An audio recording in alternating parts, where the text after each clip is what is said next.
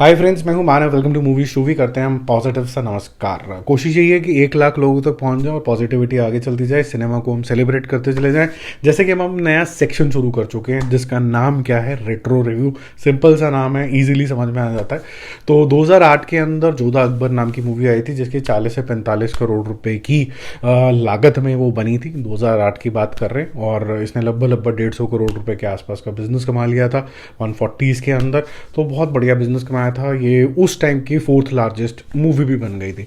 अब ये जो मूवी अगर आज के टाइम में आती तो क्या होता, क्या ये इतनी बड़ी सक्सेसफुल होती, क्या ये जो इतना भव्य आशुतोष राणा ने बनाया था समा, जोधा के बारे में, अकबर के बारे में, ये मूवी आज के टाइम में नहीं चलती। सॉरी। जब आप इसको अपने टीवी चैनल के ऊपर या ओटीटी के ऊपर देखोगे तो आपको फिर से बहुत ज़्यादा स्वाद आएगा, क्योंकि यहाँ पर एक ऐसा शहंशाह जो हर रिलीजन को इक्वली मानता है और पीस लाना चाहता है, और क्योंकि वो पीस लाना चाहता है तो उसको बैक स्टैबिंग कैसे झेलनी पड़ती है, ये सब चीज़ें दिखाई जाती हैं। यहाँ पर पॉलिटिक्स बहुत सेंटर स्टेज लेती है।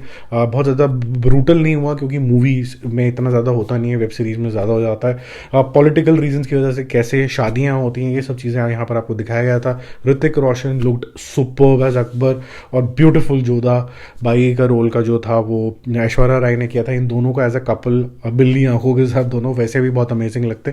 आज के टाइम पे ये नहीं चलती क्योंकि जिस तरीके के सेंटिमेंट्स आज चल रहे हैं मुस्लिम इन्वेजन के रेल्म के अंदर या फिर उन बातों को लेके, तो शायद ये इसका भी बॉयकॉट शॉयकॉट ज़्यादा हो जाता कि भाई हम ऐसे किसी राजा को ग्लोरीफाई नहीं कर सकते जिसने हमारे ऊपर राज किया था। No, which is fair also, but ये हम बहुत ज़्यादा लेट हो गए। ये 1100 सदी के अंदर ये इन्वेजन शुरू हुआ था, मुस्लिम इन्वेजन।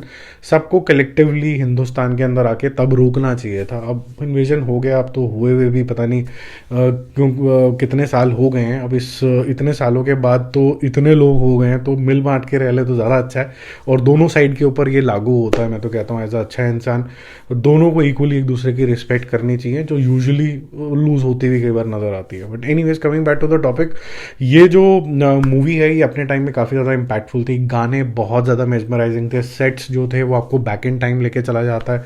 और बहुत ज़्यादा श्रेय जाता है कि जिस तरीके से इसकी एडिटिंग थी, जिस तरीके के किरदार थे, जिस तरीके के फाइट सीक्वेंसेस थे, आपको बिल्कुल ऐसा लगता है कि आप उस जोन के अंदर चले गए हो। आशुतोष राणा की अगर लगान बहुत अच्छी मूवी थी, तो जोधा अकबर भी एक वेल रिसर्च तरीके की, उस तरीके की मूवी थी। अब मैं इसको जब बोलूँगा वेल रिसर्च, तो हो सकता है बहुत सारे लोग कमेंट में डाल दें कि भाई अकबर भाई साहब तो ऐसे नहीं थे। जलालुद्दीन साहब का जो इनिशियल फेज था वो काफ़ी ज़्यादा ब्रूटल था, और उसके बाद वो भाई सेटल हो गया था, ऐसा हिस्ट्री बोलती है। अब तो हिस्ट्री भी थोड़ी सी चेंज हो रही है, कुछ कुछ चीज़ें हटा दी गई हैं सिलेबस से। सो लेट्स सी नया वर्जन क्या आता है। बट फिलहाल के लिए जो हमें सिखाया गया था किताबों में तो यही था कि from extreme cruelty to then becoming peaceful and respectful for all religion, that's what it was. और उसके अंदर जोधा अकबर का जो लव था वो काफ़ी ज़्यादा इंपॉर्टेंट रोल प्ले किया था। तो 2008 की ये मूवी, छोटा सा रिव्यू रिएक्शन, आपको अच्छा लगा तो थम्स अप दे देना। कोई जैसे आजकल वो दिल विल के साइन बनते हैं या कोरियन के अंदर तो ऐसे कुछ कर देते हैं तो वो सब कर देना यार नीचे। Bye bye.